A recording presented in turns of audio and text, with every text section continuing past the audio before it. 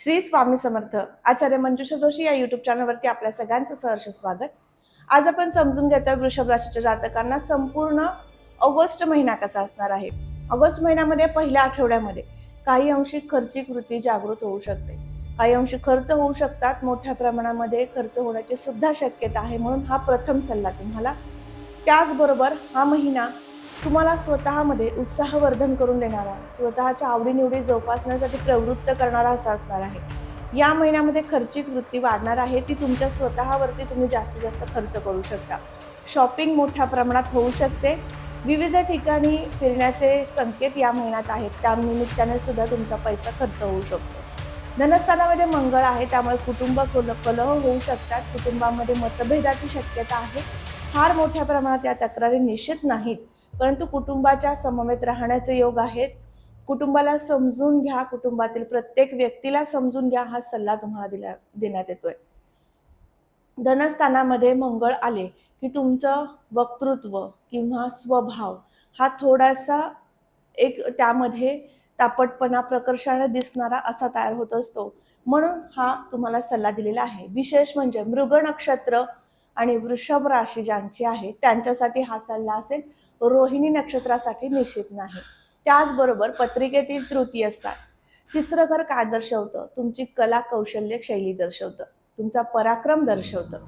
आणि या ठिकाणी असणारी कर्क राशी आणि कर्क राशीचे स्वामी चंद्र जे दर 1.25 दिवसाने बदलतात, तसे तुमच्या कामाची पद्धत ही बदलत असते. कधी खूप उत्साहाने उत्तम कार्य होतं, तर कधी प्रत्येक कार्यासाठी उद्या करूयात का असा विचार होतो. काही अंशी इतर लोकांनी तुम्हाला प्रोत्साहन द्यावं लागतं, तेव्हा तुम्ही कार्य करता. मग आता या ठिकाणी काय स्थितीमध्ये बदल होईल, तर या ठिकाणी गुरूंचं गोचर आलेलं आहे. गुरु कर्क राशीचे आहेत. 8 ऑगस्ट नंतर गुरु तुम्हाला उत्साहवर्धन करून देतील. प्रत्येक कामाची शैली, कुठलंही कार्य तुम्ही करताय, नोकरदार वर्ग आहात किंवा तुमचा स्वतःचा बिझनेस करताय, तर तुम्ही त्या व्यवसायासाठी एक उत्तम कार्य करू लागाल.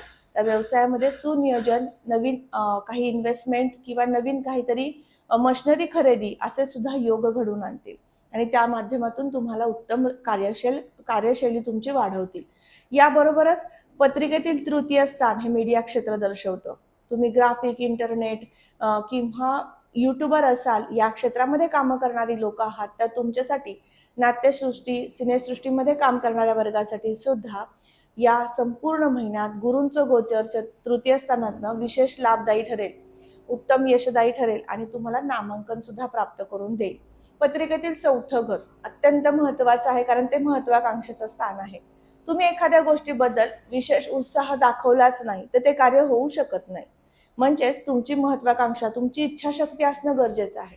मग या स्थानामध्ये असणारी सिंह राशी आणि रवींचं गोचर जेव्हा तृतीयात येतं, त्यावेळेस तुम्हाला रवी उत्साहवर्धन करतात, विशेष कार्यक्षम करत असतात आणि लाभाचे संकेत उत्तम आणत असतात. पंचम स्थानाकडे जाऊयात. पंचम स्थान हे प्रणय सुखाचं आहे. या संपूर्ण महिनाभरामध्ये तुमच्या पार्टनरकडनं तुम्हाला सुख प्राप्त होऊ शकतं. या ठिकाणी शुक्र आहेत, म्हणून जरी ते नीचस्थ असले तरी सुद्धा तुम्हाला तुमच्या पार्टनरचं सुख देतील. एकमेकांना समजून घेऊ लागाल आणि एकमेकांच्या आयुष्यामध्ये, करिअरमध्ये काही नवीन बदल करायचे, काही डिसिजन घ्यायचे आणि कुठेतरी एक आपला पार्टनर कमी पडतो, तर तुमच्याकडनं विशेष सहकार्याची भावना त्या ठिकाणी दिसून येते. एकमेकांच्या आयुष्यामध्ये सुख प्रदान करून देण्यासाठी आणि त्याचबरोबर तुमचं उत्तम शिक्षण करून देण्यासाठी सुद्धा हे शुक्रांचं गोचर लाभदायी ठरेल. त्याचबरोबर पत्रिकेतील षष्ठ स्थान तुमचं आरोग्य दर्शवतं. या ठिकाणी येणारी तुळ राशी आणि शुक्रांचं गोचर पंचमातनं होणं म्हणजे हा संपूर्ण महिना आरोग्यासाठी उत्तम आहे. परंतु काही अंशी त्वचा विकार संभवतात. केस गळणं किंवा त्वचेचे विकार अर्थात त्वचेकडे विशेष लक्ष देणं, आपल्या चेहऱ्यामध्ये काही हावभावामध्ये काही परिणाम होतोय, काही चेहऱ्यामध्ये बदल होत आहेत, त्वचेचे ट्रीटमेंट घेणं गरजेचं आहे, असा काहीसा विचार येणं आणि त्यावरती तुम्ही कृती करणं, असे सुद्धा संकेत आहेत.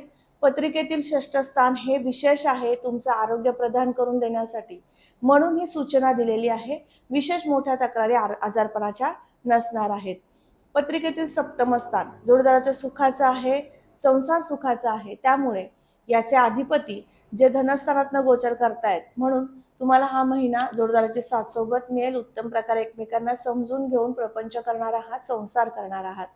त्याचबरोबर मोठ्या गुंतवणुकी किंवा व्यवसायामध्ये मोठी वाढ, मशिनरी खरेदी यासाठी विशेष इन्व्हेस्टमेंट तुम्हाला सप्तमातील सप्तमेश मंगळ अष्टम स्थानात त्याच्या स्थानापासून अष्टम स्थानात गेल्यामुळे देणार आहेत, धनस्थानामध्ये गेल्यामुळे देणार आहेत. त्याचबरोबर पत्रिकेतील भाग्यस्थान, भाग्योदय होईल का, शुभ संकेत येतील का, माझ्या जीवनात नवीन नोकरी मिळेल का, असा सगळा विचार करणारा जो वर्ग आहे त्यांना सांगू इच्छिते या महिन्यात तुमच्या प्रयत्नांची जोड असणं आवश्यक आहे. कारण या स्थानाचे अधिपती शनी होतात आणि शनींचं गोचर हे मिळण्यातनं लाभात न होतंय. शनी तुम्हाला नक्कीच एक उत्तम यशदायी स्थिती देणार आहेत, नवीन नोकरीची संधी उपलब्ध करून देणार आहेत. तुम्हाला 7.5 नाही किंवा तुम्हाला या महिन्यात 7.5 लागणार पण नाही. त्यामुळे शनी वक्री आहेत, परंतु तुम्हाला त्याचे चांगले फळ सुद्धा मिळू शकतं.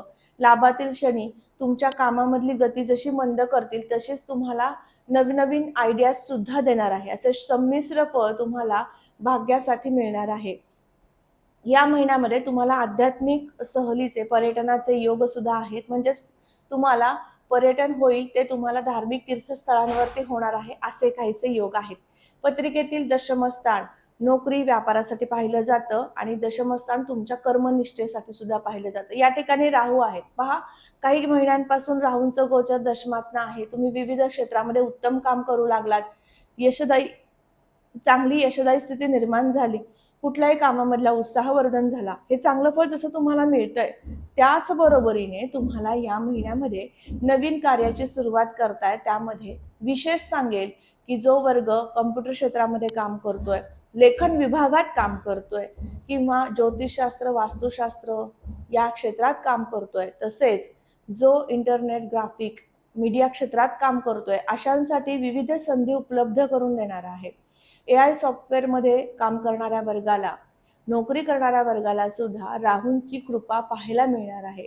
संपूर्ण महिना तुमच्यासाठी एक नवीन आव्हान आणणारा आणि ते पेलवणारा, सशक्तपणे पेलवणारा असा राहूंचा काळ असणार आहे. लाभाची स्थिती पाहता लाभात शनी आहेत, वक्र अवस्थेमध्ये असणार आहेत, त्यामुळे लाभाची स्थिती या महिन्यात संमिश्र आहे असं सांगितलं. परंतु मोठ्या प्रमाणात व्यवहार सुद्धा करून देणारी स्थिती सुद्धा दिसून येते. म्हणून तुमच्या पत्रिकेतील शनींची स्थिती जर उत्तम असेल तर मात्र तुमचे मोठे व्यवहार होतील कुठल्याही अडचणींशिवाय. त्याचबरोबर पत्रिकेतील 12वं स्थान मोक्षप्राप्तीचं हे स्थान आहे. परदेश गमनासाठी पाहिलं जातं, मोठे व्यापार करण्यासाठी सुद्धा पाहिलं जातं, जे दळणवळण क्षेत्रातले आहेत. तर अशा वर्गांना सांगू इच्छिते, तुमचं एखादं प्रोडक्ट आहे, परदेशापर्यंत पोहोचवायचंय, नवीन लोक तुमच्या व्यवसायामध्ये आणायचे, अशा सगळ्यांसाठी जो वर्ग या क्षेत्रामध्ये काम करतोय, त्याचबरोबर जो शेअर मार्केटमध्ये काम करतोय, मार्केटिंग संदर्भातलं काम करतोय, अशा सगळ्यांसाठी हा महिना विशेष लाभदायक असणार आहे मंगळांच्या कृपेने. मंगळ धनस्थानातनं गोचर करतील आणि मंगळ हे तुमचे 12व्या स्थानाचे अधिपती आहेत. त्यामुळे तुम्हाला व्यापारामध्ये नाविन्य आणतील आणि नवीन व्यापारामध्ये मोठ्या गुंतवणुकी करण्यास प्रवृत्त करणार आहेत. ज्यांना परदेशात शिक्षणासाठी किंवा नोकरीनिमित्त जायचंय, MNC कंपनीमध्ये जॉब ट्राय करायचा आहे, तर नक्की करा. या महिन्यात तुमच्या प्रयत्नांना यश येऊ शकतं. तर आज आपण समजून घेतलं संपूर्ण वृषभ राशीच्या जातकांना ऑगस्ट महिना कसा असणार आहे. तर ज्यांना तुमच्या स्वतःच्या जन्मलग्न कुंडलीनुसार या महिन्याचं किंवा या वर्षाचं राशीफळ समजून घ्यायचंय किंवा काही विशेष अडचणींमधनं तुम्ही जाताय, काही त्रास, काही ताणतणावातनं जाताय, मार्गदर्शनाची आवश्यकता वाटतेय, तर त्यांच्यासाठी सांगू इच्छिते, खाली मी माझा व्हॉट्सअप नंबर दिलेला आहे, त्यावरती यायचं आहे. जन्मतारीख, जन्मवेळ, जन्मठिकाणी माहिती नोंदवायची आहे आणि आजच तुमची अपॉइंटमेंट बुक करायची आहे. पण लवकरच भेटूयात, बोलूयात आणि तुमच्या प्रश्नांवरची उत्तरं घेऊयात. आत्ता सध्या आपली रजा घेते, तोपर्यंत तुम्ही आपल्या चॅनलवर नवीन असाल लगेच चॅनलला सबस्क्राईब करा, बेल आयकॉनला क्लिक करा आणि त्याचबरोबर चॅनलला भेट द्यायला विसरू नका. अनेक महत्त्वपूर्ण व्हिडिओज यावरती अपलोड आहेत. वास्तुशास्त्रासंदर्भातली सुद्धा सूक्ष्म माहिती यावरती मी अपलोड केलेली आहे, ज्या माहितीच्या आधारे तुम्ही तुमच्या वास्तूमध्ये, गृहरचनेमध्ये काही बदल करून तुमच्या आयुष्यामध्ये सकारात्मकता आणू शकता आणि त्यासाठी हा खास प्रयत्न केलेला आहे. नक्की समजून घ्या. पुन्हा भेटूयात अशाच माहितीसह. तोपर्यंत आत्ता आपली रजा घेते. श्री स्वामी समर्थ. जय जय स्वामी समर्थ. रामकृष्ण हरी.